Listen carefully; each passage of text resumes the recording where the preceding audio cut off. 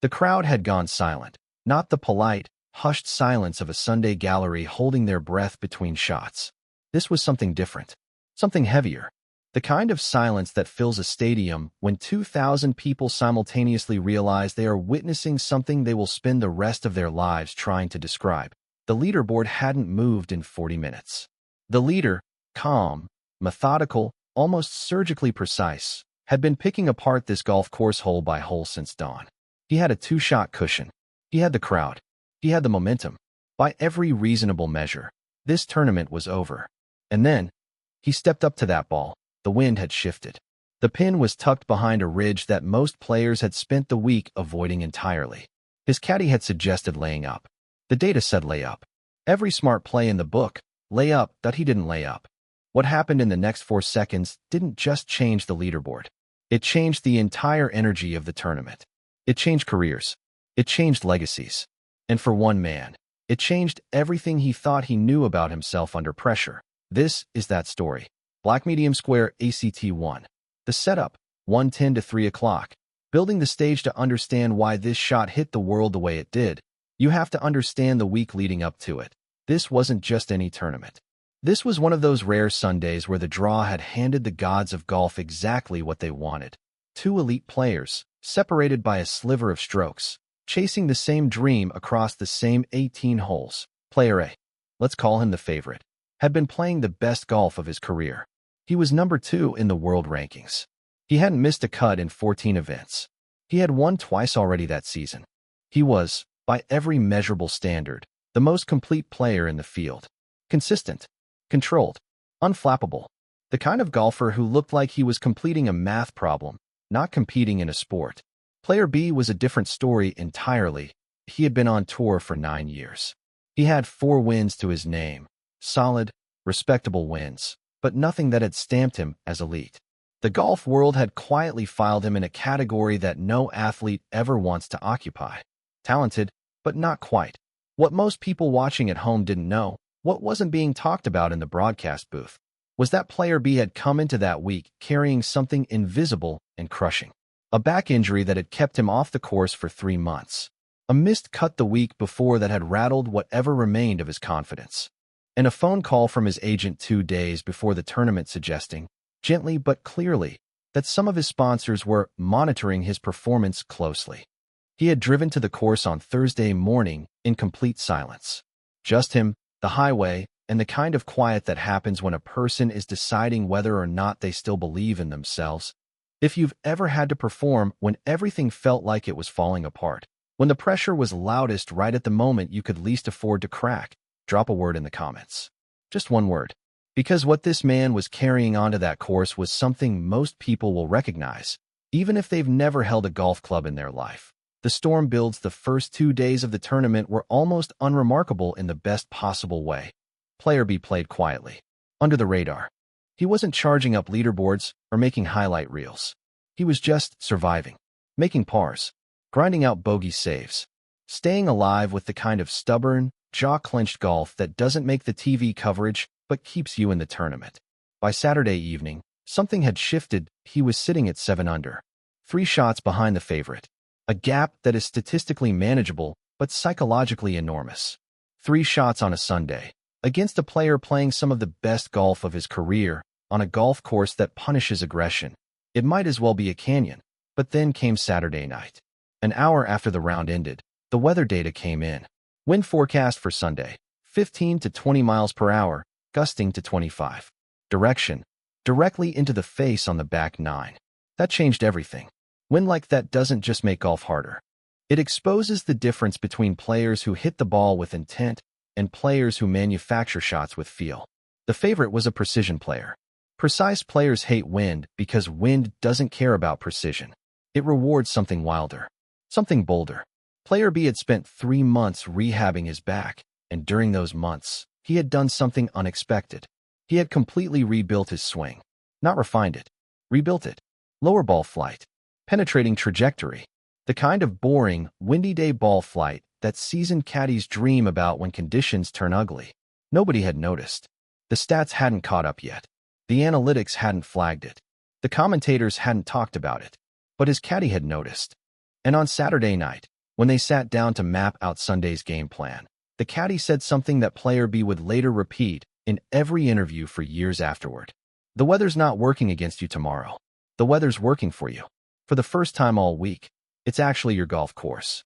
Here's what makes this whole story so fascinating to think about. And I want to know where you stand on this. Was what happened on Sunday a product of talent or preparation? Because some people will tell you player B got lucky with the wind. Others will say he earned every advantage by rebuilding himself during 3 months when most players would have just rested. Leave your take below, because this debate is still dividing the golf world. Sunday came in exactly as forecast. Blustery, unpredictable, the kind of wind that makes the flag snap and the grandstand sway and the crowd huddle into their jackets. By the time the final pairing reached the back nine, the tournament had transformed. The favorite, who had looked so invincible all week, was beginning to show cracks. Not dramatic, visible cracks. The subtle kind. A slightly tighter grip.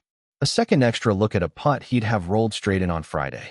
The tiniest hesitation before pulling the trigger on his irons. Player B, on the other hand, looked almost eerily calm. He had played the front 9 and 1 under. The favorite had gone even. The lead had been trimmed to 2. Still manageable. Still the favorite's tournament to lose. And then they reached the 14th hole. For those who don't know the course, the 14th is a par 4, dogleg right, with a green perched on a slight elevation, protected on the left by a bunker complex that the design architects clearly built with malicious intent.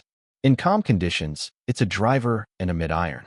In 25-mile-per-hour winds off the left, it is a different golf hole entirely. The favorite played conservatively, laid back his drive, came in with a longer iron from a safer angle, made a clinical par. Good golf. Smart golf. Player B stepped onto the tee and did something his caddy had not expected. He asked for the driver. I remember looking at him, the caddy said later, and I thought, he's going for the corner. He's going to try to cut off 30 yards and leave himself a wedge. In this wind, over those trees. The caddy handed him the driver without a word. Player B took one practice swing, set his feet, looked down the fairway, looked at the trees, looked back at the ball. He hit it. The ball launched low, that new trajectory, that rebuilt swing, and it threaded the gap between the trees like it had been fired from a laser sight. It caught the wind instead of fighting it. It drew left to right, ran up the slope, and came to rest 14 feet from the flag. The gallery erupted. Not the polite applause of a well-struck shot. The kind of explosion that starts low in the chest and comes out as something between a cheer and disbelief. The kind of noise that tells you everyone watching just saw something that they know they will not forget. He made the putt. One shot. The gap was now won. There is a reason moments like this reach beyond sport, beyond golf, beyond tournaments, beyond trophies.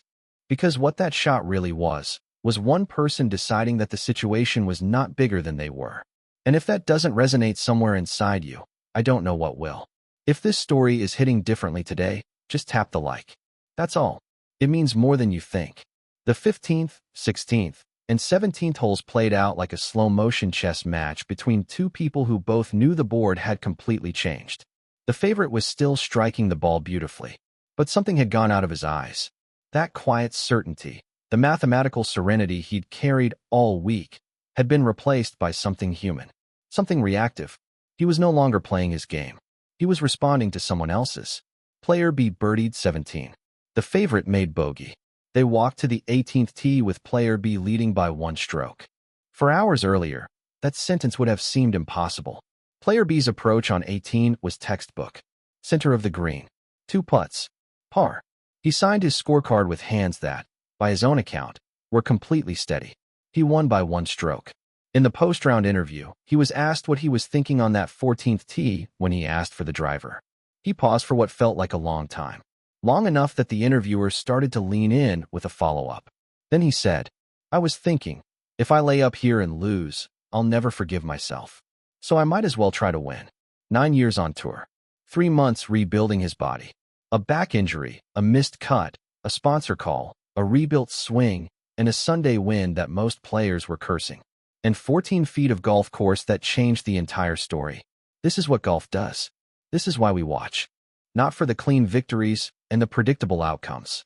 We watch for the moments when someone decides, against every rational calculation, to trust what they've built and take the shot. Because sometimes, just sometimes, the ball goes exactly where they meant it to go. And the silence that follows tells you everything.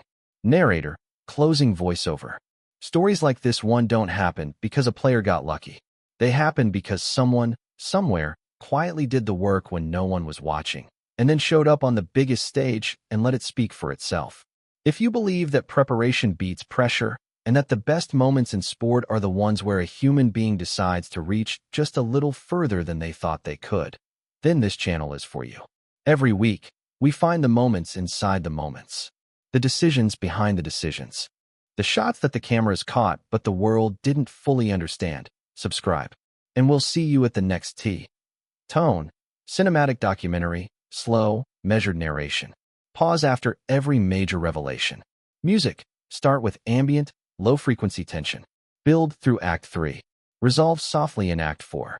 B-roll cues, golf course aerials, slow-motion swing footage, leaderboard close-ups, crowd reactions, quiet pre-shot routines. On-screen text. Use sparingly, only for scores, names, and key quotes. Let the narration carry the story.